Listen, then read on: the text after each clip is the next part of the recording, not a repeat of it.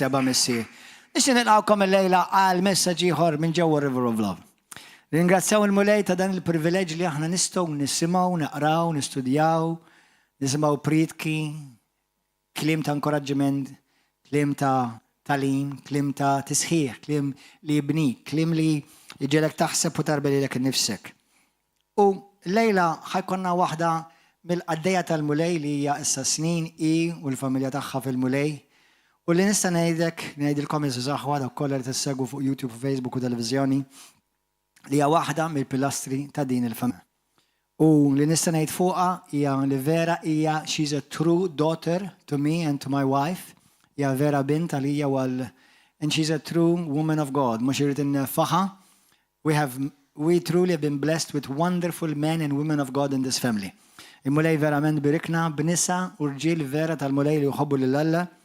U għaddu mit-tast għaddew, u jkompli għaddu, għax għaddu mux, it's not over yet. Imma għaddew ħafna minn testijiet u nexxilhom jibqgħu sodi bil-grazzja tal-Alla. Hija il-reverendum jew nkella il-diakna jew il-Ministru tal-Vanġelu ordnata taħt il-Ministeru Internazzjonali Nations for Christ Jennifer Farrugia. Però qabel ma nsejħilha ħanurikom skritturi. Morru malaj fi ktib tas-Salmi vers kapitlu 68. Salmi 68. Xi ħaġa li nixtieq ngħid għal ftit minuti qabel ma tiġi Jennifer hija li meta ġie Ġesu fid-dinja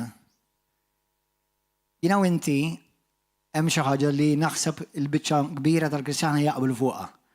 Mhux kulħadd bil-fors jara l-istess livell ta' revelazzjoni, ovvjament għax kulħadd huwa dejjem jikber, u inti kompli jikber, talaqx qalbek u taqlax għajnejk, talaqx fidnejk, kompli jikber, għax dejjem taf kemm taf, dejjem hemm x'titgħallem. Amen. Imma li nista' ngħidilkom hija li meta Ġesu ġie din id-dinja biddel kollox meta ġie fid-dinja. U meta ngħidlek kollox, letteralment kollox. Beda kmandament ġdid, beda liġi ġdida, beda pat ġdid, beda imħabba ġdida. Kollox ġdid, Ġesu ġab kollox ġdid. Però jekk inti tkollok idea ukoll Ġesu għamel restawrazzjoni ta' dak kollu li intilef fil-ġrien ta' Eden. Issa jiena mhux ħnagħmel tal-imsieħ fuq di biex nagħti l-ispazju lit-tifla spiritwali tiegħi Jennifer. Imma ħanejda l-kliem. Fil-bidu Alla ħalaqhom mara u raġel. U ta' itnejthom ir-rwol u ta' itnejthom ministeru, itnejthom sejħa, itnejthom awtorità. U għalhekk illum meta Ġesu ġie lura irrestawra dak kollu li Alla kien tal il-mara u r-raġel fil-bidu. Ovvjament, indaqs imma rwol differenti. U għalhekk ħanurikom żewġ skutturi sew it-Testament il-Qadim, sew mit-Testament il-Ġdid, għaliex jiena nemmen li kulħadd għandu jxandar il-Vanġelu sew irġiel u sew nisa. Anka tfal! Isimgħuni aħwa, it-tifel tiegħi ta' 11 sena, ta' 12 sena, dal-waqt jaqleb ili. U t-tifel tiegħi li joħorġu żgħar 13 sena, flimkien ħajaqlbu ili. Daw kull ġimgħa ixandu l-Vanġelu u jiġu jgħiduli tadi illum xi ħadd talab miegħi biex jgħid il-Ġesu Kristu. Infatti, it-tfal tiegħi qed jagħmlu xogħol pastorali diġà. Mhux ħanejdilhom li huma pastors, għaliex? Għax in-nies kollha li fl-iskola li jġibu lejn il-mulej għamluhom ġo grupp u jagħmluhom discipleship. U waħda ħanejdlek tittifhom, imma di tittifhimha di bil-qalb tal-mulej u tittifhimha bl-ispirtu. Għaliex il-kelma tal-Alla moħħkom hawn m'għandix ġenru. The word of God does not have gender. You can be a donkey and it will be okay for Jesus to preach the word. Tista' tkun ħmara u għal xorta okay li txandar il-kelma. La, u xandar il-kelma. Amen. Ma ħanurikom skritturi. Salmi 68 vers 11, vers 12 bil-Malti. Il-mulej sidi jagħti ordni, kulħadd jgħid ordni, kman tiġifieri, u ħafna huma in-nisa li jagħtu l-bxara jekk tiftħu il-bubble, speech bubble, bil-Malti jgħidlek in-nisa li jagħtu l-bxara kienu joħorġu jisfnu jannu wara ir-rebħa. U qed jitkellem mill-Eżekkiel u fis-Samwel. Jiġifieri hawnhekk tgħidlek in-nisa marru u jxandru l-bxara tajba. Issa, fit-Testament il-qadim, profetikament ħan nitkellem, kien hemm bxara tajba? Iva jew le? Kemm min jaħseb iva? Kemm min jaħseb le? Kemm min jaħseb ma jafx?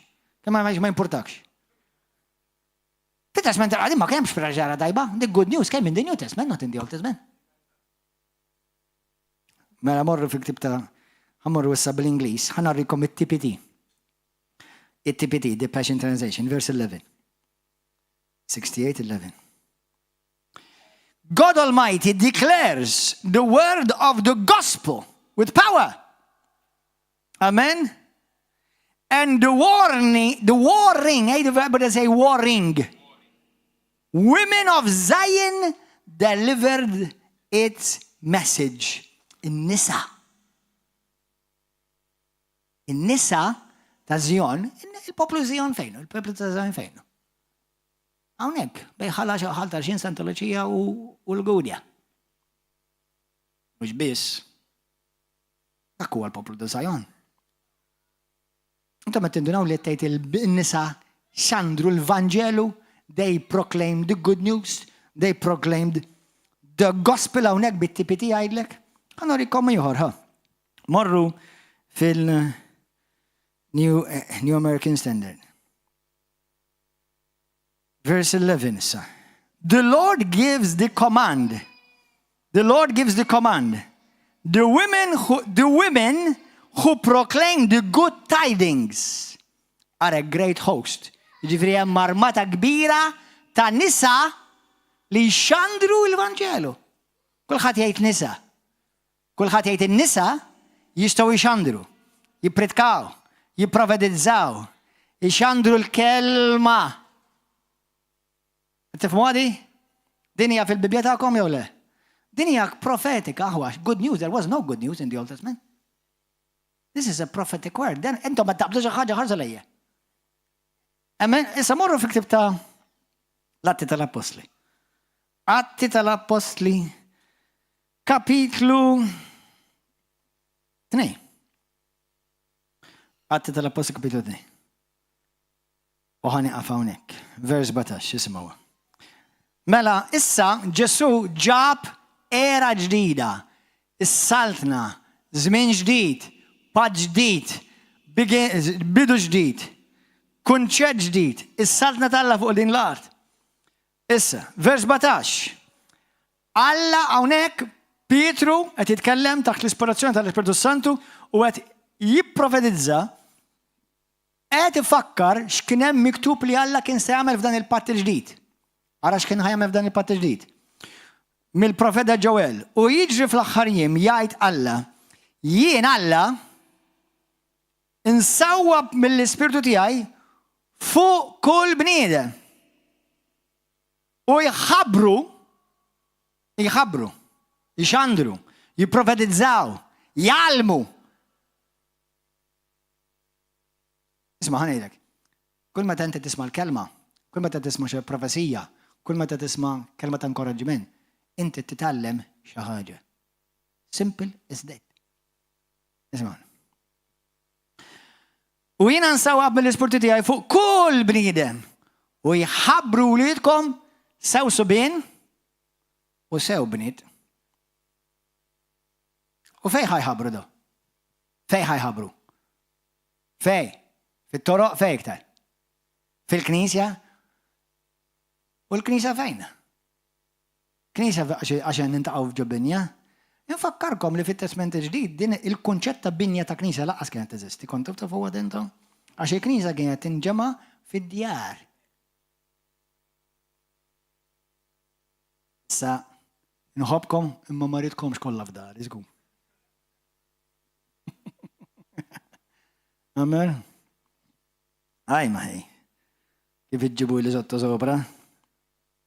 Mela, u jiġri fl-aħħar jiem jgħid il-mulej jien insawwab mill-Ispirtu tiegħi fuq kull bniedem u jħabbru wliedkom subien u bniet mela nisa urġi li ħabbru iż-żazax tagħkom jaraw deried u x-xjux tagħkom joħolmu ħolmiet. U wkoll fuq il-qaddejja tiegħi irġiel u nisa insawwa mill-ispirtu insawwa f'dak il-jum mill-ispirtu tiegħi u jħabbru. Fil-Ktieb tar-Romani kapitlu 16 Pawlu jitkellem fuq nisa li kienu diakni, li kienu missjonarji, li kienu apostli. Fl-Atti tal-Apostli għandek nisa li kienu profeti. Għandek il-ministeri kollha fil-Bibja, kollha tarhom jiġu mħaddna minn nisa. Issa jiena naf li hemm passaġġ hemm tliet passaġġi. Hemm passaġġ wieħed fejn Pawlu jgħid ma rridx il-mara to usurp authority over her husband, to usurp. Hemm ħafna xi tgħallem hemm fatt tagħmel messaġġ fuq. Usurp ġifieri tuħu awtorità li mhux tagħha, ma tistax. Ma meta inti għandek mara talla li qiegħda taħt l-awtorità ta' żewġa, qiegħda taħt l-awtorità tal-pastor jew tal-apostlu, qiegħda taħt l-awtorità fil-Knisja. Dik għandha tiġi mxandar fil-kelma għax qiegħda topera fil-livelli kollha tal-awtorità. Qed tifhmu aħwa? Anyway, hemm ħafna tal-in fuq għadi. Imma rrid ngħidilkom di biex inkom tkunu inkoraġġuti. Ħalli intkom tkunu tafu li l-ispirtu Alla mhux Alla ma jimpurtax. Jiena nemmen 100% Alla ma jimpurtax jekk intix mara jew raġel. Basta li inti tkun taf jekk intix mara jew raġel. U jekk ma tkunx taf kasej għalili, ejjandi, hemm mera ma jekk nuħdok qudiema u ngħidlek x'għandek dan. Ara. Imma għaliex il-kelma tal-Alla ma fiex ġeneru. U number 2. Alla x'bilma mod jgħidlek tarafhom. Xi ħwejjeġ jilbsu, x'sess huma bil-frott tagħhom. Wiċċi minn quddiem u l-moli jżomm idek fuqek dil-mara hija siġra frott. Tajjeb. Nilqgħu is-siġra frott Jennifer Farrugia.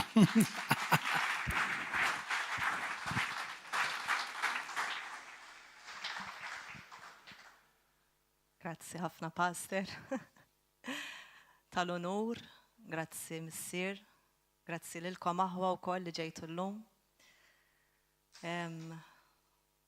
Vera hekk ninsab onorata u hekk għandi ċertu kif taqbad tgħid. Iktar gratitudni li ninsab fejn ninsab illum. Tiskanta kif il-mulej jaħdem daw in-nies Alla fil-ħajja tagħna personali. Jamlu ħafna xogħol mhux biss li tarawhaw fuq il-pulptu. Aħna li naħdmu forsi ftit qrib tal-pastors tagħna, naraw is-sagrifiċċji li jagħmlu għalina u mhux biss li jiġu jippritkaw, imma jagħmlu sagrifiċċji li aħna bajnejna ma narawx. U nirringrazzjak Pastor tal-onur imma nonorak lura lilek u l-Pastor Marjella u nonora l-Missier ukoll li taħdi l-grazzja speċjali biex jibni din id-dar.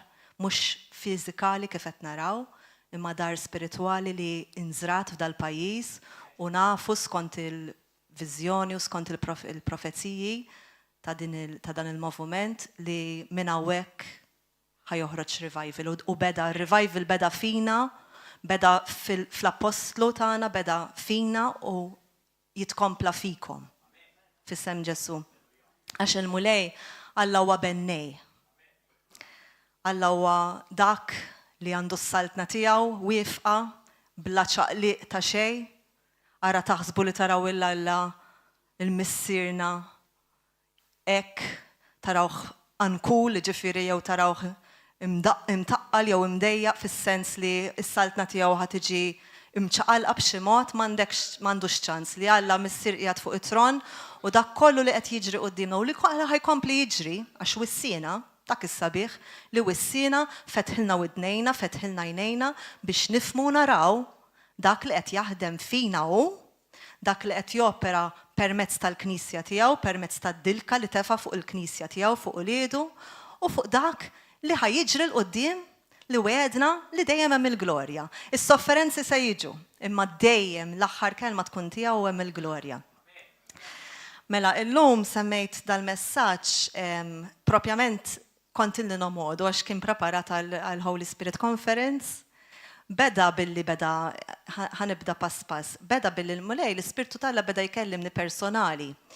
Di l-aħħar sena forsi sena u nofs, isni tħalt iktar fid-dettal fuq warfare. Kif titlob warfare, x'inhu eżattament? Eżatt, warfare bil-Malti huwa taqbida spiritwali. Aħna nużaw il-klim Ingliż għax kultant joħroġ jeħfef, imma ekki, aħna qegħdin f'taqbida spiritwali kontinwa bħala Kristjani. Però kif qedtilkom, l-ewwel aspett li għandna nżommu f'moħħna u li Alla ma jridniex inkunu hekk inħokku rasna għalkemm qegħdin f'dit taqbida spiritwali, jridna nkunu tranquilli u mistrieħa fih u nitalmu nissiltu niġġieldu l-battalja permezz tal-grazzja li tefa' fuqna, d-dilka li tefa' fuqna u permezz tax-xabla li tagħna. Sewwa, plus id-doni tal-Ispirtu li jmorru id fid mal-frott tal-Ispirtu. Tagħna ħafna evidenzi fil-kelma tiegħu kif għandna noperaw. Dan il-messaġġ semmejtu il-moħħ tas-saltna, kieku b'Ingliż kien jismu kingdom minded. Għala, għax hemm differenza bejn Kristjan u ġieli Kristjan. Ħafna drabi naraw il-Kristjaneżmu li ġieli anke naraw madwarna fuq television u ħaġa oħra. Qisu hemm ċertu monotonija. Qed tifhmu? Li titfak flok lilek tgħinek bħala Kristjan li lilek tgħinek tkun uniku, il-Kristjan li Alla ħalqek biex tkun. Sewwa, tiġi qisek taħt moviment reliġjuż u timxi wara bniedem jew bnedmin li qed jimxu l-istess way tagħhom. Alla tefadilka fuq kull persuna, però il-messaġġ prinċipali hu li l-mulej tefadilka speċjali fuq kull wieħed u waħda minna, unika li taqa' taħt l-ordni divina sewwa, però hija unika għax huwa int krejat ġdid fi Kristu Ġesu. Mela ħanaqbdu bil-mod il-mod li aħna ħanibdew noperaw bil-moħħ tas-saltna.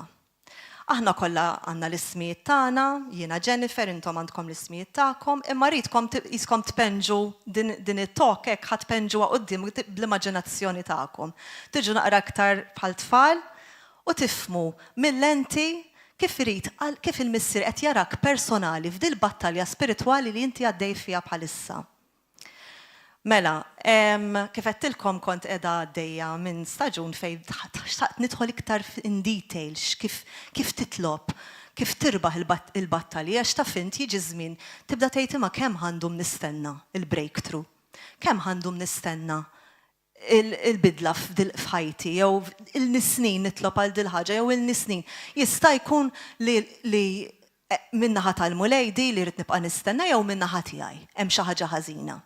U bdiet il-mistoqsija. U minn ħafna iktar sagrifiċċji li tqatt iktar ħin fil-kelma, iktar sagrifiċċju li tfittex iktar il-mulej għax tħobbu, mhux għax biss trid il-battalja mirbuħa, ma għax verament trid dik l-intimità miegħu.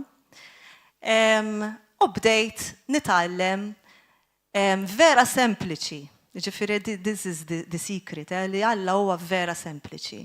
Mhuwiex tqil, mhuwiex diffiċli biex inti tifhem l-istrateġija li jtik. U jtik strateġija sempliċi li inti kull ma trid tagħmel irid ikollok il-moħħ tas-saltna number 1. U jkollok moħħ faċli twarrab kull reliġjon, twarrab kull tradizzjon minn moħħok. U jkollok moħħ li tirċievi bħal daqs li kieku int ma taf xejn. Dak kollu li tallimt forsi li kien way reliġjuż titġarfu. U tibda titgħallem b'mod ġdid bejnek u bejn il-mulej, bejn l-ispirtu tiegħu, bejn il-qaddejja tiegħu li jkunu qed jitfgħulek kelma lem jew kelma law, li jkun qed ipoġġik fuq pedestal biex imexxik fid-dritt, fi dik it-triq dritta biex irebħek. Għax hu jrid li inti triq tara r-rebħa. U jrid li inti tara breakthrough mhux waħda f'sena, waħda, 2, 3, 4, 5, 6 jibqgħu għaddejjin jiflowjaw. Din hija s-saltna tal-aħwa. Din hija s-saltna tal-aħwa. U tallimna ħafna, mhux qed nitkellem minn hawn, imma jisna dejna nimxu b'ritwal li naħsbu li rridu nistennew ħafna jew hekk jew hekk. Il-problema ġieli tkun aħna. Il-ħsieb ta' moħħna. Oġġett żgħir fil-ħsieb hawnhekk ta' moħħna. Mela, l-iskrittura li tani 50 xahar u nofs xarejn ilu tani din l-iskrittura u għal-bidu ma bdejtx nifhem għalfejn tajjili. Imma kienet minn 2 Corinthians, it-tieni Korintin 10, nixtieqkom tmorru hemm. It-tieni Korintin 10 minn għandu l-Bibja bil-Malti minn vers 3 sa nibdew naqraw u minn għandu l-Bibja bl-Ingliż ħanaqraw minn vers 15. Edha differenti minn bl-Ingliż. Forsi naqrawhom bit-tnejn. Mela, 2 Korintin 10. Kemm għandna Alla personali. Kemm jimpurtaħ minnkom minni individwalment aħwa. Il-moment li tqumu fil-ħodu. Aħna ġieli rridu jisna nissaraw biex naħsbu fil-mulej jew nfaħruh. Ġieli ma tiġikx naturali, vera?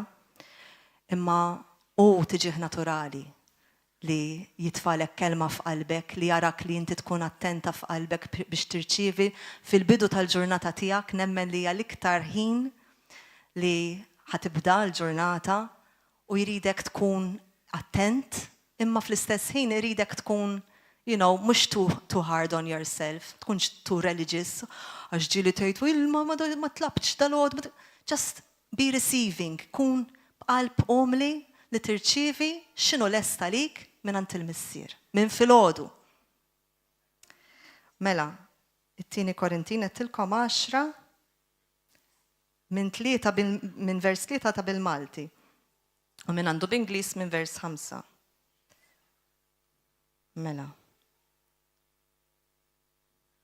Grazzi, Spiritu Santu.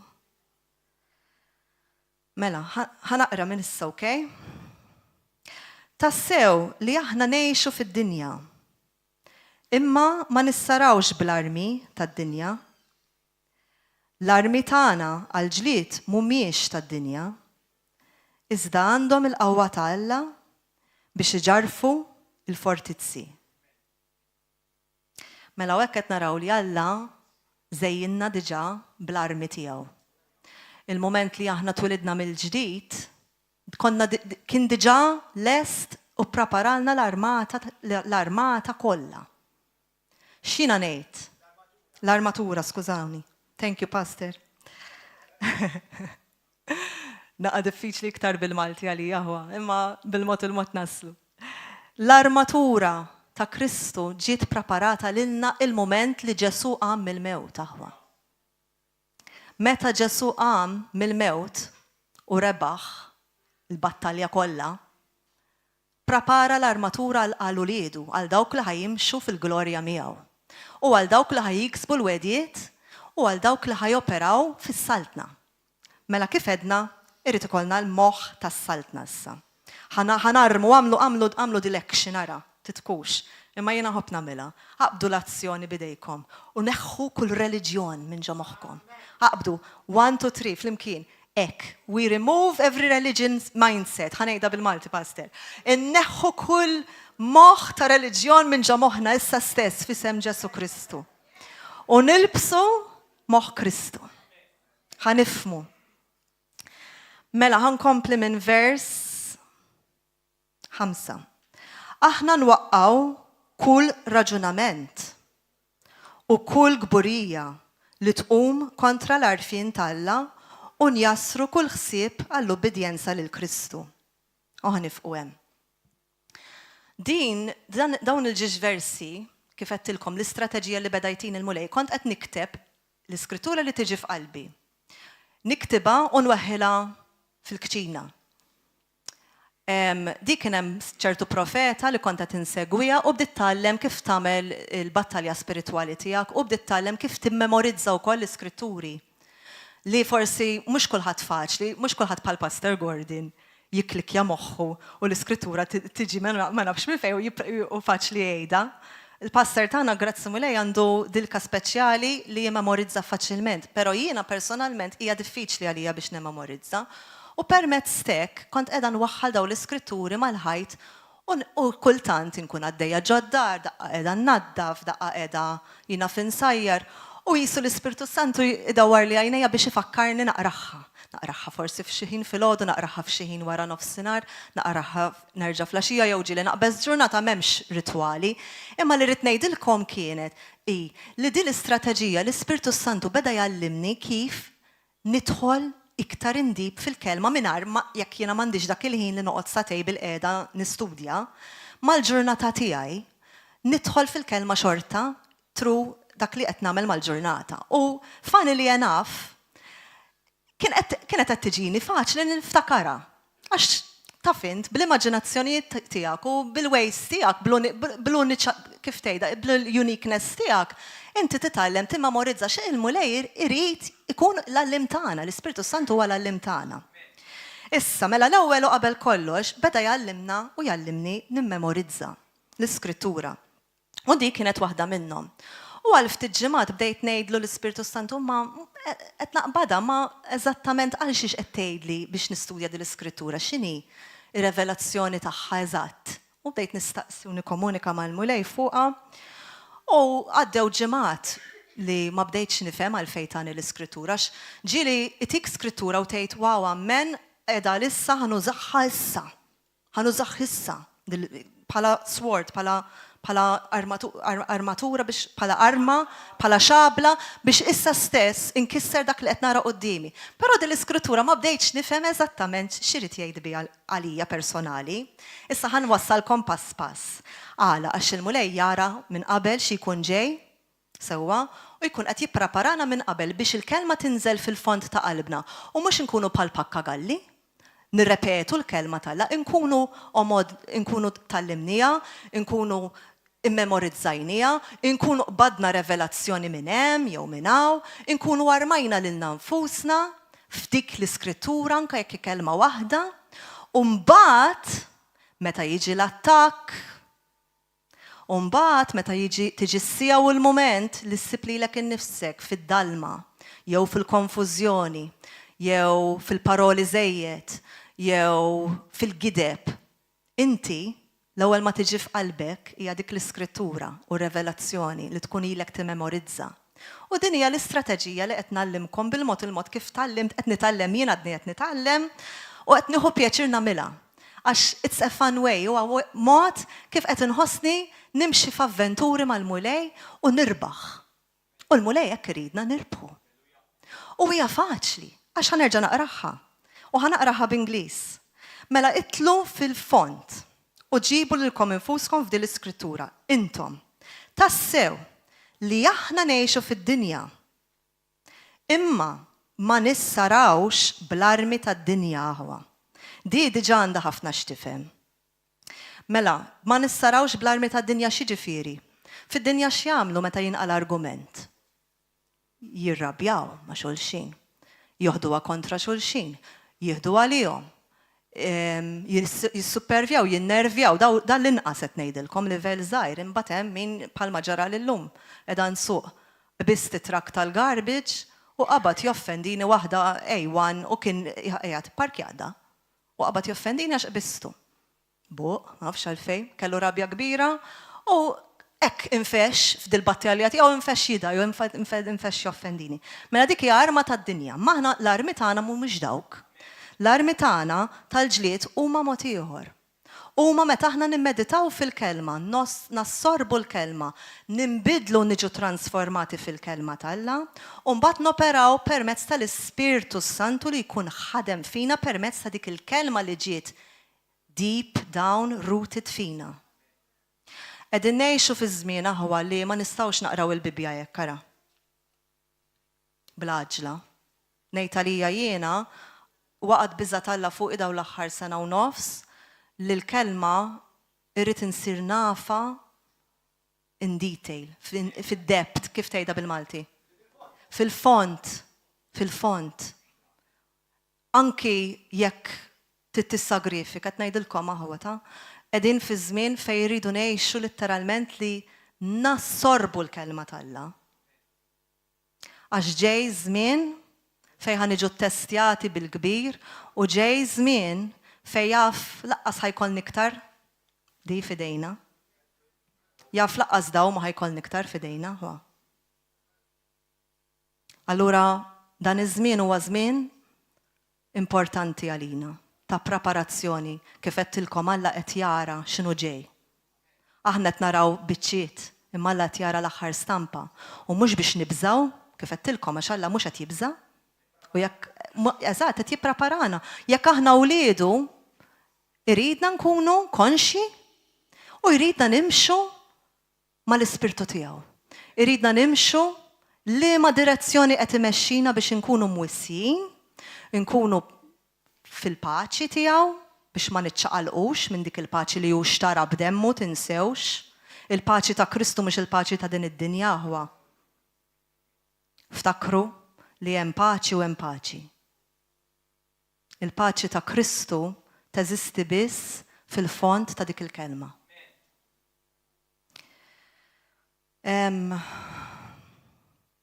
Mbagħad tkompli. Mela tkompli hekk. Ħanerġa' nibda mill-bidu. Tassew li aħna ngħixu fid-dinja ma nissarawx bl-armi tad-dinja. L-armi tagħna għall-ġlied mhumiex tad-dinja. Iżda għandhom il-qawwa ta' Alla biex iġarfu l-fortizzi. Smajtu għadi? L-armi tagħna hija l-kelma huwa l-Ispirtu Santu, hija revelazzjoni li nirċievu u hija l-għaqda u l-unità mal-Missier, mal-Iben, mal-Ispirtu Santu u max-xirka tiegħu fil-ġisem ta' Kristu. Sempliċi, ċara u faċli. Aħna nwaqqgħu kull raġunament. Issa ara l-awtorità li tagħna aħwa. Ara l-fej ridna morru fil-font fil-kelma. Min fej tiġi dil-qlubija aħna li nitkellmu fuq Kristu? Bil-qlubija. Min fej tiġi li aħna nagħlmu l-kelma talla lill-uliedna? Min fej tiġi li aħna konvinti li dak li qed ngħidu huwa vera? Mill-Ispirtu Santu però mill-istudju tal-kelma. Kif qedtilkom, ħajgħaddi żmien milli inħaffu biex naqraw il-kelma? Le. Il-preparazzjoni tagħna huwa l-istudju tal-kelma. Aħna nwaqqgħu, qed nirrepeti ħafna, aħna nwaqqgħu kull raġunament, qed nurikom l-awtorità, di il-kelma qiegħda hawn. Aħna, min? Aħna. Inwaqqgħu kull raġunament u kull gburija li tqum kontra l-għarfien talla u njasru kull ħsieb għall-ubbidjenza lil Kristu. Irridkom timmaġinaw, tibżawx issa. Iżrael fin-natural tafu li għaddejja minn gwerra. Tidher naturali fajnejna x'qed naraw x'inhu għaddej u nafu li hemm l-ispiritwal imwaħħal magħha għax nafu li hija xi ħaġa li titisseħħ u ssir li qed naraw quddiem għajnejna. Però rridkom tifhmu fl-ispiritwal li aħna Iżrael fl-ispiritwal. Forsi intom li għadkom ġodda ħanimxi f'livell anke li tifhmu għax forsi ċertu affarijiet qed tagħlmuhom. Il-Knisja ta' Kristu huwa Iżrael fl-ispirtu. U dak li ġieli naraw li jkun qed jiġri fin-natural jista' jislide back janka fil-spiritwal u jista' jkun ta' kif taqbad tgħid ta' twissija għall poplu talla. Mhux biex nibżgħu imma qablu. Jekk Iżrael fin-natural għaddejja minn battalja spiritwali, aħna nafu wkoll kontinwi il-battalji spiritwali tagħna ma jifqux. Imma rridu nippreparaw għall-ikbar battalja spiritwali, kemm aħna lesti li nibqgħu wifqin? Jekk niġu medda? Tqisux li qegħdin hawn niġu nisimgħu l-kelma komdi, jekk ma jkollniex hawn fejn niġu. Jekk inkunu poplu ta' Kristu barra u niġu medda. U jew jiġu jfittxuna ġodjar tagħna xi jkunu jafu li aħna Kristjani. Dawn l-affarijiet għalina narawhom naqra tabu, imma ismawni aħwa. Irridu nippreparaw għal kollox għax il-kelma tgħidlek li l-persekuzzjoni. Jiena ngħidilkom għaddejna minn persekuzzjoni ma dnaqas doqna x'inhi. Lej dak li jista' jiġri fil-qudiem. Allura huwa żmien ta' preparazzjoni. Issa, insew dak li jettilkom għal-moment, però ftakru li il-mulej issa anka il-battalji żgħar tagħkom. Issa jien qed ngħidhom żgħar għax qed inqabbel ma' dak li qed ngħid li jista' jiġri. Qed ngħidu li huma żgħar, imma l-mulej qed jippreparana biex nirbħu kull battalja, kull sfida biex nissaħħu fil-bniedem tagħna ta' ġewwa. U meta ħa nissaħħu fil-bniedem tagħna ta' ġewwa, jista' jiġri x'jiġri mbagħad għax jekk inkunu welibna bħal David, beda b'liljun, beda bl-ors, beda bil-ftit, bl-annimali ta' madwaru, imma mbagħad kellu lil x'ismu għaw il-ġgant, il-Golija. Immaġinaw dak kien fallen angel qudiemu. Demonju. U qatlu. Aħna nafu x'ħajjiġri u x'ħansibu ma saqajna. Preparati? Għalhekk qegħdin hawn u għalhekk qegħdin nitalmu, għalhekk dan huwa żmien ta' tagħlim u studju tal-kelma ftakru. U nistgħu nwaqqgħu kull raġunament. Mela kull ħsieb, kull ħaġa li tiġi kontra dak li wedek il-mulej. Mela inti l-ewwel taqbad u tigranfa x'wedek Ġesu. X'weditek il-kelma talla. Inti qed taqra. Inti għandek forsi żwieġ, inti li għandek familja, inti li għandek it-tfal, kellek gwerra li ma ngħidlekx daw l-aħħar sena sentejn, nitkellem anki kif għaddejt fiha jien. U naf li jekk għaddejt minna jien għaddew ħafna ħwa minna din l-istess ħaġa għax aħna kollha poplu wieħed fi Kristu u nafu li l-għadu jattakka. Ara snin ilu, qabel ma beda anke l-Parents and Children's Rights Movement, niftakar kont qed nisma' l-kelma mid-dar fuq is-sufan. U ħassejt f'daqqa waħda l-ispirtu talla jgħidli inqata' għax kont mal-familja ħassejt li inqata'. U nqtajt u mort fil-kamra tiegħi u bdejt nitlob bil-lingwi. U tani kelma. U dil-kelma kienet familji. Familji. U jiena instantly ġifieri dak il-ħin ħassejt ċar taf kif tkun tirċivi kelma u tħoss l-atmosfera ta' madwarek, tħoss li jisu hemm xi ħaġa urġenti l-mulej qed jurilek biex titlob u biex tarma lilek innifsek għal dak li ħajjiġri. U biex ma nidħolx fid-dettall, waqt li rċevejt dik il-kelma, waqgħet biża' talla kbira fuqi u ħassejt nirtriet minn ġewwa u bqajt infittex ġurnata wara ġurnata wiċċ il-mulej biex jurini eżattament x'qed jgħid. U kienet ċara bil-mod il-mod bdew l-attakki fl-iskejjel, aħna personali, u bdew dawk l-attakki u bdew jiġu ċari għalfejn u konna qed nifhmu li l-attakk mhux biss kien għall-edukazzjoni, ma kien biex letteralment ikisser l-identità tat-tfal u tal-familji. Full stop. L-għadu jobot żwieġ, jobot il-patt tagħna li għandna ma' Kristu. One.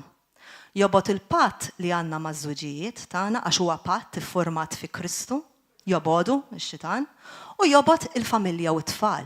Għax jaf li jekk dik il-koppja, dik il-mara, jew dak ir-raġel li għandu patt malla ħajkun b'saħħtu, jiġifieri ħajkun kif suppost Kristjan, jekk hu kif suppost u qed jopera f'ordni u qed jimxi bl-ispirtu talla u fil-biża' talla, ix-xitan m'għandux ċans. Ħajwaddab il-vleġġa ma mhux se tirnexxi. Imma jekk dik il-koppja jew dik il-familja għadha rilassanti, rieqda spiritwalment, qiegħda f'komfort, għadha mhix taraf li qiegħda f'battalja spiritwali, l-għadu ħajsib wej kif iġarraf u jidħol minn ġobib anka xaqżar miftuħ ta' xi ħadd mill-familja. Għalhekk aħwa, intom li intom forsi għandkom iż-żwieġijiet u familji, kunu imqar intom dik il-persuna waħda li tkunu gwerriera, li tkunu kapaċi tiġġieldu, li tkunu kapaċi tifqulu lid-demonju, li tkunu kapaċi tifmu tisimgħu leħen il-mulej u timxu fuq dik l-istrateġija li jtikom hu. L-istrateġija tiġi mis-sema u kif qedtilkom hija sempliċi u hija faċli. U tkun sorprendut kif Alla jaħdem fik is-saħib il-Malti ifmuni naqra sorpriż. Ejwa, jien nivvintom mela. U iwa bil-isma l-Malti għamilt naqra riċerka l-Malti mħallat ta' mhuwiex vera pur. Mela ħankomplu nħawdu. Mhux vera pur il-Malti. Ħankomplu nżidlu. Ejja. Le, kunu intom dik il-gwerriera aħwa. Kunu intom li qed tisimgħu dil-kelma. Ħalli u toqgħodux tibżgħu għax huwa sabiħ li taħdem jitfid mal-Ispirtu talla. Vera huwa xi ħaġa sabiħa li tikkoopera miegħu, tisma' leħnu, titċaqlaq meta jgħidlek titċaqlaq, titkellem meta jgħidlek titkellem, titlob meta jgħidlek titlob. It's so easy, vera sempliċi. Għalhekk qedtilkom tridu twarbu kull reliġjon. Għax ħanejdilkom min jaf kemm provajna nkunu reliġjużi, nirrepetu l-iskritturi u niddikjaraw tajjeb, mhux qed ngħid ħażin. Imma hemm way oħra ola li l-Ispirtu Santu jrid jgħalmek personali lilek kif timxi u taħdem u titkellem u tirbaħ il-gwerra tiegħek spiritwali. Għad fadalli x'nirbaħ, ara ma taħsbux li jedaw fuq u rbaħti kull battalja, x'fadalli ħafna. Mela, waħda mill-armi spiritwali nafu li hija talb u t-talb fi ftit kliem huwa komunikazzjoni. Connection, konnezzjoni bil-Malti, connection li l-ħin kollu mal-Ispirtu Santu. Ma tistax tażarda tneħħi moħħok minn fuq l-Ispirtu Santu. Kontinwa x-xirka huwa. Kontinwa. Anki tkun fejn tkun, għax ħafna madwarna għandna ħafna xkil, ħafna distrazzjonijiet. Imma way oħra aħna nafuhom ta' dawn l-affarijiet, imma sempliċi ma nixtieq ngħaddihomkom għax li ħelsuni ħafna dawn l-affarijiet. Li nitkellmu fil-lingwi. Anki jekk inti mhux qed tajjad. Anki jekk qiegħda f'post ma titilħat ieħor tiddeq li xatt qed jisimek titkellem bil-lingwi. Tkellem bil-lingwi minn taħt l-sien għax-xorta qed jaħdem l-Ispirtu. Taraw l-affarijiet jiċqalqu qudiemkom. Daqshekk hija l-qawwa tiegħu.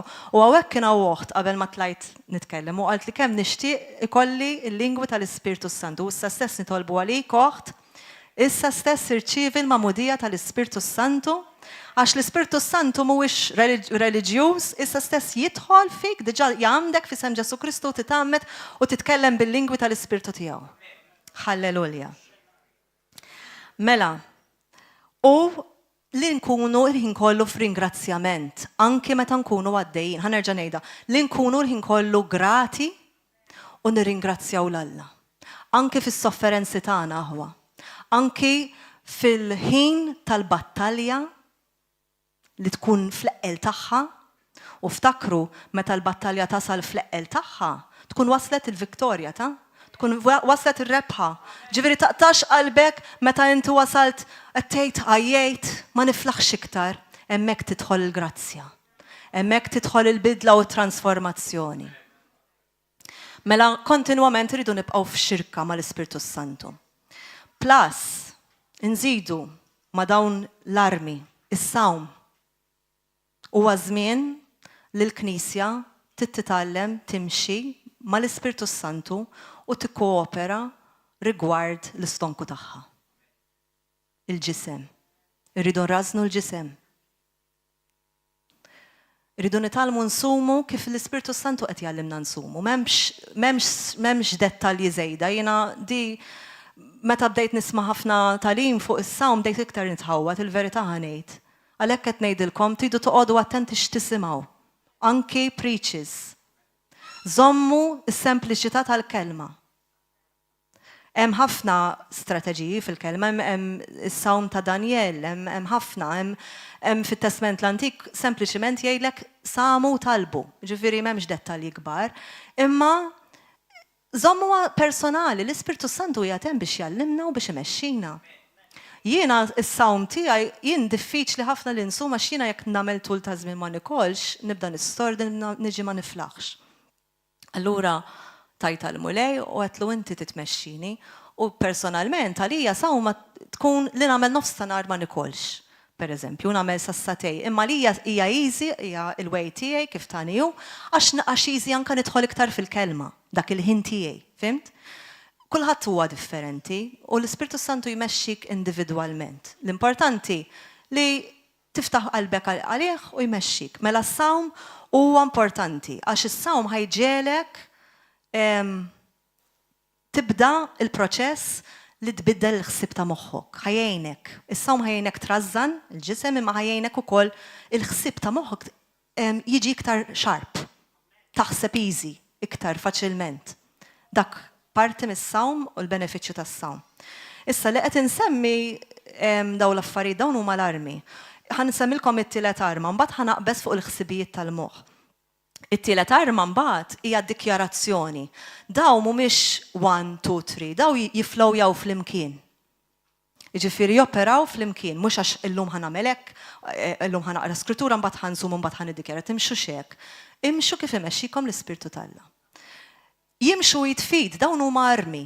Imma it-tielet waħda li qed insemmi jiena hija d-dikjarazzjoni għala. Għax inti fil-ħin tiegħek tal-kelma li qed tistudja l-kelma, awtomatikament toħroġ minn fomok rajta qabżitlek l-iskrittura u titlob fuqha. Tiddikjaraħħa jew nkella mulej qed nemmen din il-kelma u ħaniddikjaraħħa fuq żewġi jew fuq uliedi jew fuq il-pastors jew fuq ommi jew fuq oħti. Fimt? Għax jitlalek persuna jew persuni jew familji u trid titlob għalihom u għalik ukoll. Imma qed tifhmu kif kemm sempliċi taqra l-iskrittura u tiddikjaraħħa tlabt biha. U mbagħad meta jiġi żmien is-sawm tiskanta kemm tidħol saħħa sopranaturali fik għax tkun wasalt biex dik il-kelma li tkun tlabt tant b'din l-istrateġija u b'daw l-armi tibda temmen. Mhux biss emmint ftit, tibda temmen bil-qlubija u b'qalbek kollha. U ma jċaqalqek xejn għax dik il-kelma tkun daħlet ġo fik. U d-dikjarazzjoni li toħroġ minn fomok ma toħroġ pakkagallizmu għalhekk qedtilkom neħħu reliġjon. Toħroġ mill-font. U toħroġ b'ċertu konvinzjoni li dak li qed tgħid ħajseħħ u ħajsir. U hemm nafu li Alla ħalaq id-dinja, number one Alla m'għandux bżonn isum u m'għandux bżonn jitlob fis-sens u m'għandux bżonn jiddikjara x'hu Alla. Imma qed jgħallem lilna inkunu imitators tiegħu. Nimitaw lilu biex naraw il-bidla u l-breakthroughs f'ħajjitna. Qed tifhmuni? Wara dan iċ-ċiklu ħajjiġi il-moment li ħażhom wieqaf. Bħalma tajlek f'Efesin 6, wara li inti għamilt kollox just stand, żomm wieqaf. That's it, wieqaf. U stenna. U ħatara 100% qed ngħidilkom aħwa. Mhux għax ħadmet darba di, imma rajta quddiem għajnejja topera u taħdem mhux darba biss, u iktar met jgħaddi żmien, iktar qed ninnota kif anke l-mirakli, s-sinjali u l-eġubijiet joperaw bl-istess way. Determinazzjoni. Determinazzjoni. U fi żmien tal-istennija mbagħad inti tibqa' tifraħ u tfaħħar il-mulej. L-odda l-oħra li nfaħru lill-mulej u ma niċċaqalqux. Jiġifieri anke jekk tlabt, tiddikjarajt u emmint 100% taf issa. Imma l-affarijiet xorta baqgħu jopponu, jiġu kontrik. Imminti għax dak il-moment li inti ddikjarajt u għaddejt minn dak iċ-ċiklu tant emmint, inti xejn ma ħajċaqalek issa. Għax Alla libsek bl-armatura, bl-armi tiegħek u bl-armatura. U għalhekk tajjenna, aħsbu, meta xi ħadd jgħid fil-gwerra għandu dik l-armatura fuq. Jista' jiġri x'jiġri għax is-soldat mar biex jirbaħ. Dik l-ewwel ħsieb f'moħħu mar biex jirbaħ. Mela x'ħin mar biex jirbaħ, libes l-armatura u jaf li l-vleġġeġ f'xi ħin jew fieħor ħajjiġu kontri imma ħajjirbaħ. Issa, qedtilkom ħanitkellmu issa fuq daqsxejn il-battalji tal-moħħ li jiġu kontra. Daw kol, di kienet strateġija li xtaqt naqsama magħkom. Issa ħanitkellmu fuq il-moħħ. Kontu tafu li l-moħħ tal-bniedem jgħaddu 60,000 ħsieb fih kuljum. Il-moħħ naturali tal-bniedem, issa toqgħodux tgħidu għax jien Kristjan.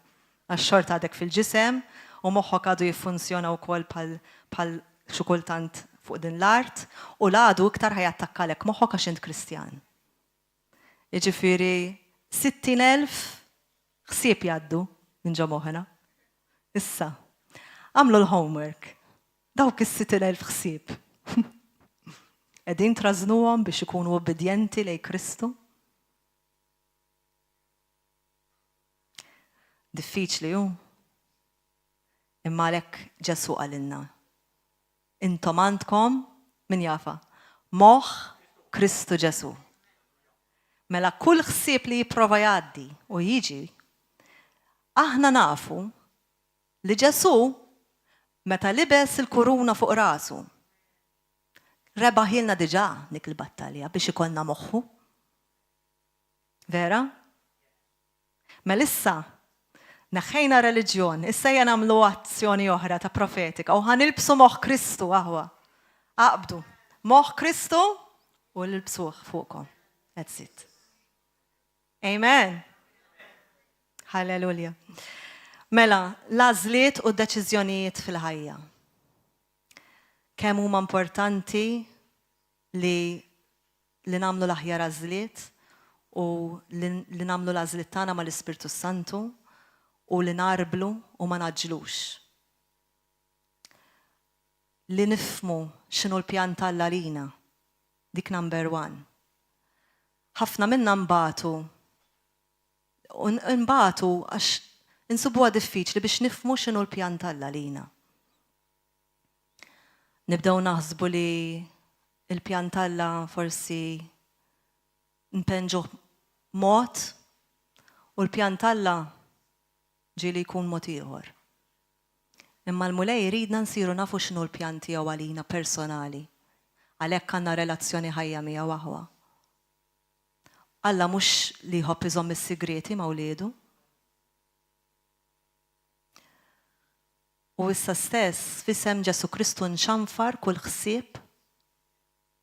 F'isem Ġesu Kristu qed inħoss li rid inxanfar kull ħsieb negattiv li qed iġielek taħseb li inti m'intix fil-pjan tal-Alla. Niddikjara f'isem Ġesu Kristu li tinżel issa stess revelazzjoni ċara bħal qatra ilma f'moħħok.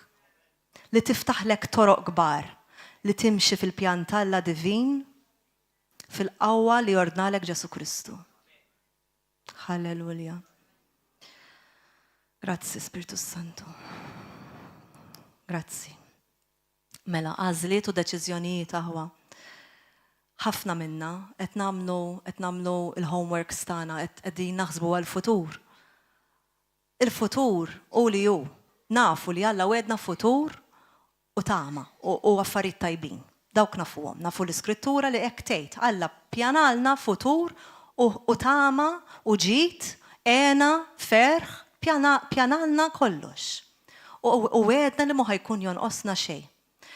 Alla huwa Alla ġajra. Issa, Alla ġajra mhuwiex l-isem biss, okay? Wieħed mill-ismijiet tal-Alla, imma rridkom tpenġu l-Alla. Di xerjati li oħti. U vera tatni revelazzjoni ħanaqsama magħkom għax bidlit li ħafna ħsibijiet f'moħħi. Alla u Alla ġajra. Ġajra aħna nafu li huwa isem ta' Alla, imma ġajra huwa karakteristik tal-Alla. Karakteristika tal-Alla. Huwa parti mill-karattru tal-Alla. Ġifieri mhux ismu biss. Tagħmel sens u tagħmel differenza għala. Għax aħna mhux qed niġru wara l-ismijiet, aħna qed niġru wara l-karattru tal-Alla. Aħna qed niġru wara missierna.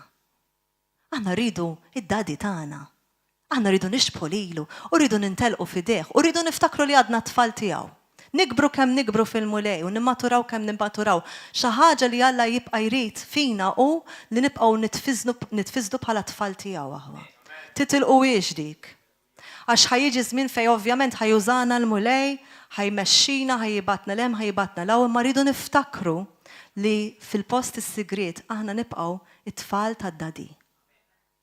Palma jħobb di xi ħaġa li jiena nħobb ħafna f'dil-knisja tagħna. Ma tantx naraw aħwa f'knejjes oħra. Qed ngħidilkom żort knejjes, nara u nosserva bħalkom imma xi ħaġa li hawn unika f'dil-knisja.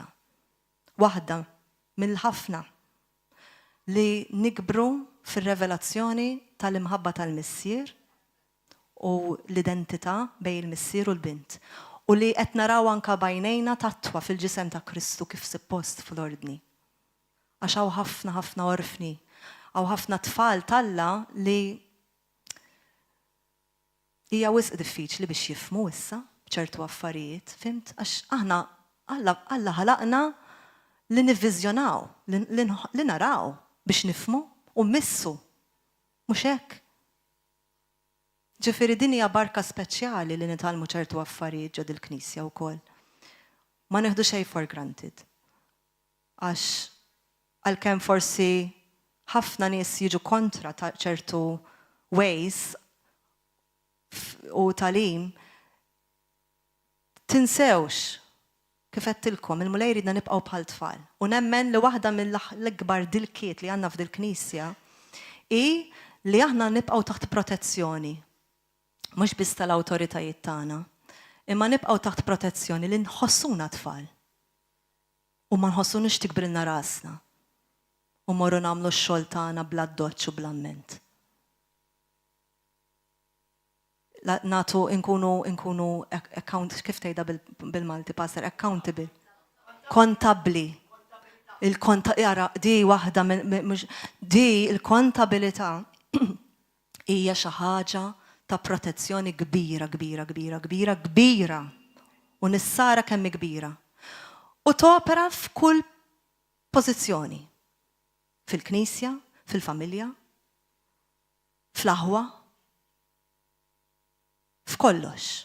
L-umiltà u l-kontabilità, ma nafx qed tajba, hekk kontabilità imorru jitfid. L-umiltà u l-kontabilità imorru jitfid.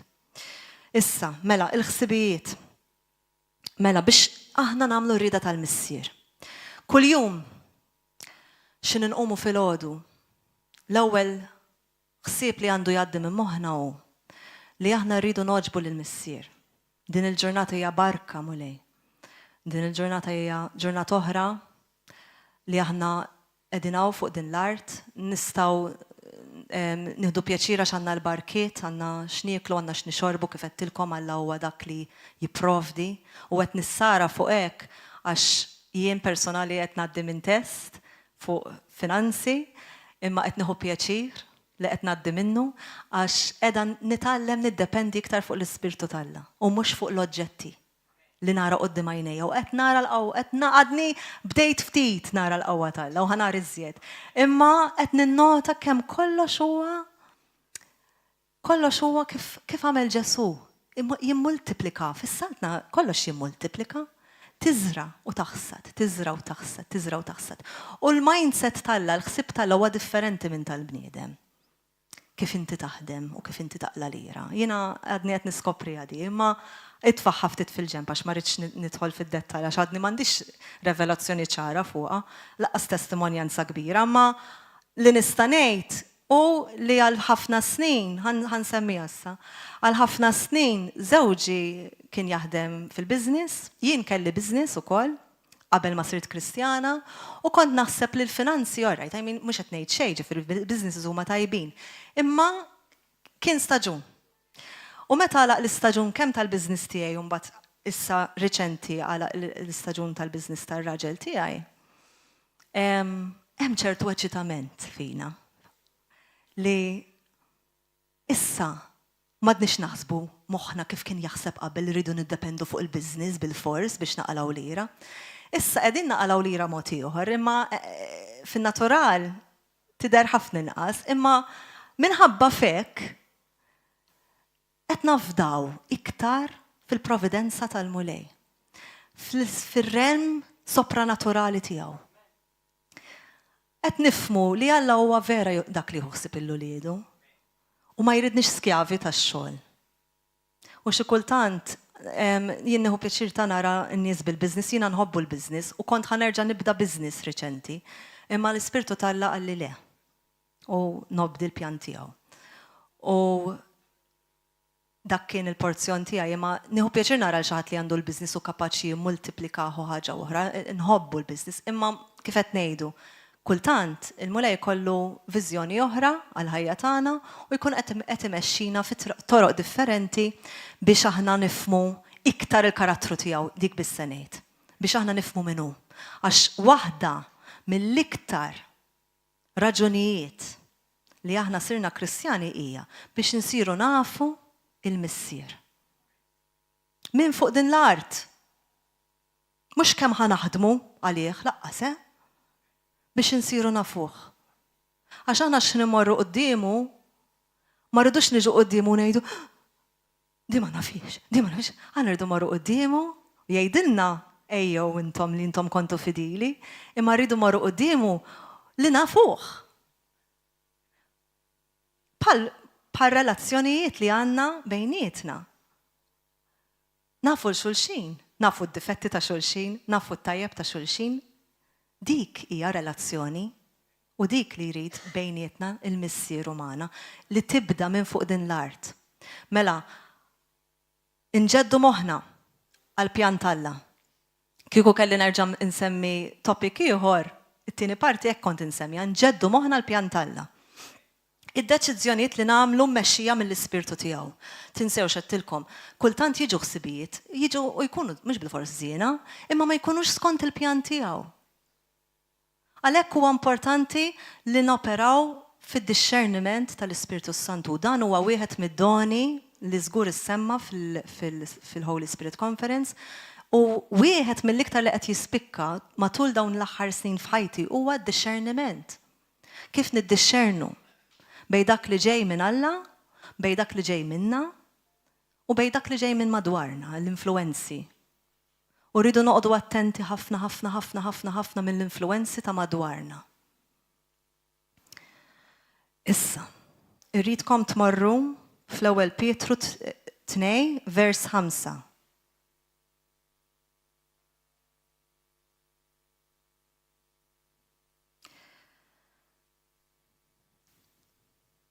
Kif qed jarana l-mulej fuq din l-art?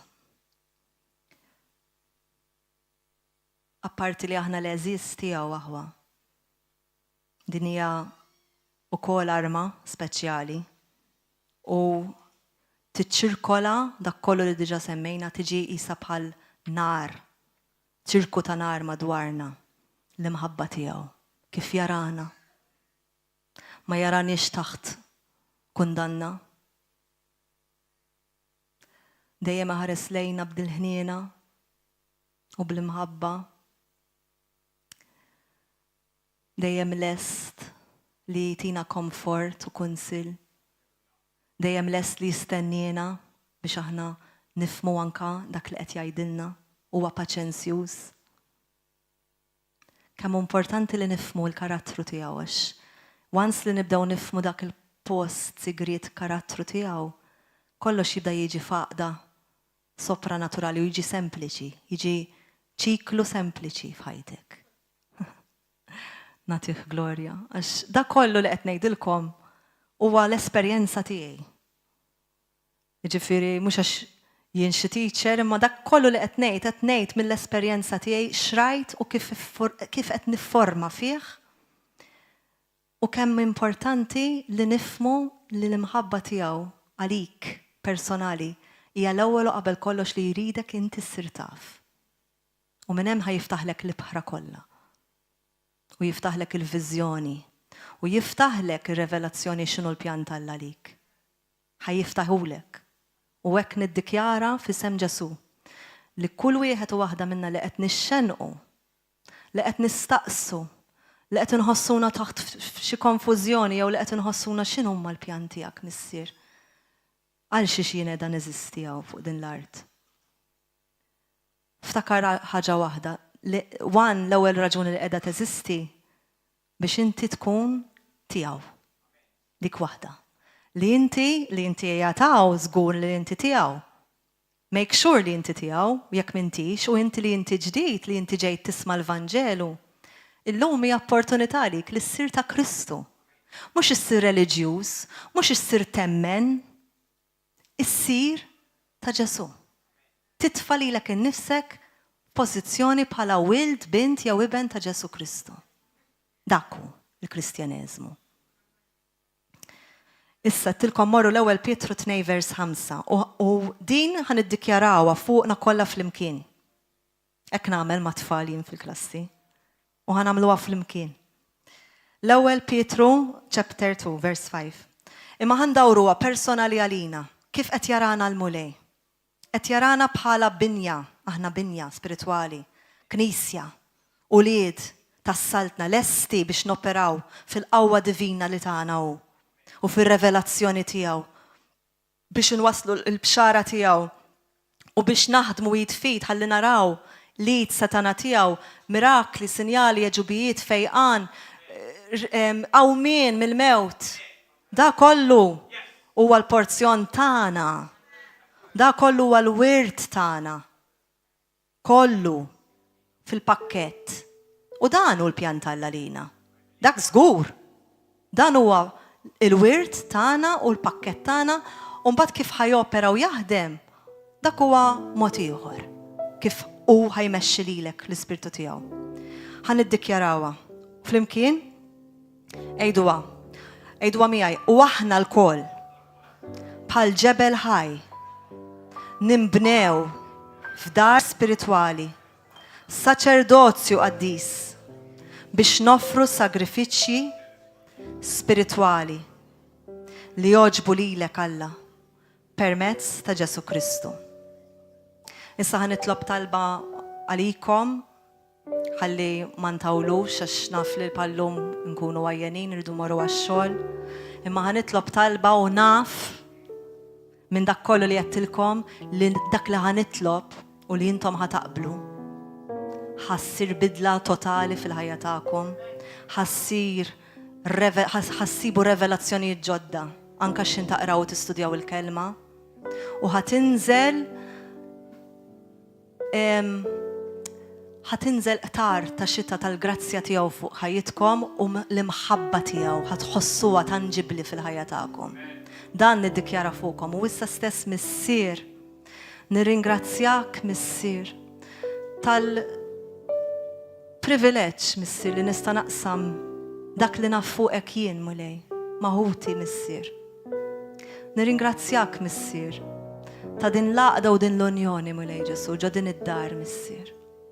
Nirringrazzjak ta' kull wieħed u waħda minn ħuti mulej li daħlu ġo din id-dar missier qaddis għax huma bilaċċu bil-ġuħ u jħobbuk missier, jridu jsiru jafuk aktar mulej.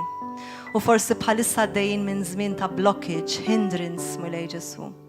Fejn qed iħossuhom imwaħħla missier qaddis, jew qed iħossuhom imfixkla mulej, jew b'qalb maqtuwa mulej. Jew missier qaddis qed jgħaddu ħsibijiet ħżiena minn ġo moħħhom missier li mhumiex skont ir-rieda tiegħek mulej. Nitlob mulej biex l-ewwel u qabel kollox missier taqa' l-biża' tiegħek fuqna l-koll mulej. L-biża' tiegħek huwa l-bidu tal-erf missier, l-erf tiegħek li aħna għandna bżonn biex aħna noperaw fis-saltna tiegħek kif joġob lilek missier. Nitlob mulej biex dak li irċevejna llum mulej dak li ġie proklamat u ddikjarat missier, naf ċerta għax il-kelma tiegħek tajda missier li kull kelma li ħarġet minn fommok mhix se tiġi lura vojta mulej. Nitlob fuq il-qlub kollha missier li hawn ġew mulej biex kollha jinfetħu b'mod individwali uniku għalik missier. Biex dak kollu mulej li forsi kien hemm traumi, battalji li qatawlhom qalbhom missier, nitlob issa stess biex inti topera fil-qalb tagħhom b'mod speċjali missier. U tihom regeneration missier qaddis f'qalbhom u f'moħħhom mulej. Ittihom transformazzjoni missier ta' kif jaraw il-ħajja tagħhom u jaraw is-sitwazzjoni mulej. Nirringrazzjak missier. Nirringrazzjak tat-tanniqa tiegħek mulej. Nirringrazzjak li inti tħobb u inti tħenn mulej. Nirringrazzjak li inti Alla ġust u l-ġustizzja sseħħ u ssir mulej għax inti Alla ġust mulej. Nirringrazzjak li ħadd tiġġustifika il-mixja ta' kull wieħed u waħda minna missier hekk kif naqbdu lid setana tiegħek u nimxu jitfid miegħek missier. Grazzi li llum toħodna fil-font mulej. Iżjed fil-font. Higher depths, Lord. Deeper, deep calls unto deep, Lord. Higher depths mulej. U nitlob għal dawk l-aħwa li ġew illum l-ewwel darba missier li qed jisimgħu l-kelma ħajja mulej. Nitlob biex l-ewwel u qabel kollox illum tagħmlu dikjarazzjoni li Ġesu Kristu jkun is-sit ta' ħajjitkom u jkun il-mexxej li jmexxikom. Li tirrilassaw fil-ħajja tagħkom fideh u tibdew ħajja ġdida miegħu. U jekk intom qegħdin hawn l-ewwel darba nistidnukom tiġu hawnhekk. U intom li intom qegħdin fuq YouTube li qegħdin tarawna minn hemmhekk minn ġo djar tagħkom jew fejn qegħdin. Żgur naf ċerta li l-kelma talla bidlitek b'xi mod jew ieħor diġà, għax il-kelma hija ħajja u hija taġġel tgħidlek, taġġel. Għalhekk qed ngħid żgur bidlitek diġà għax hemm miktub fil-Lut li l-kelma taġġel, taħdem taġġel. U hekk niddikjara fuq il-ħajja tiegħek li inti li qed tistenna risposta, inti li qed tistenna breakthrough fil-ħajja tiegħek, inti li ilek titbattalja u għajjejt. Il-mulej qed jgħidlek surrender. Surrender.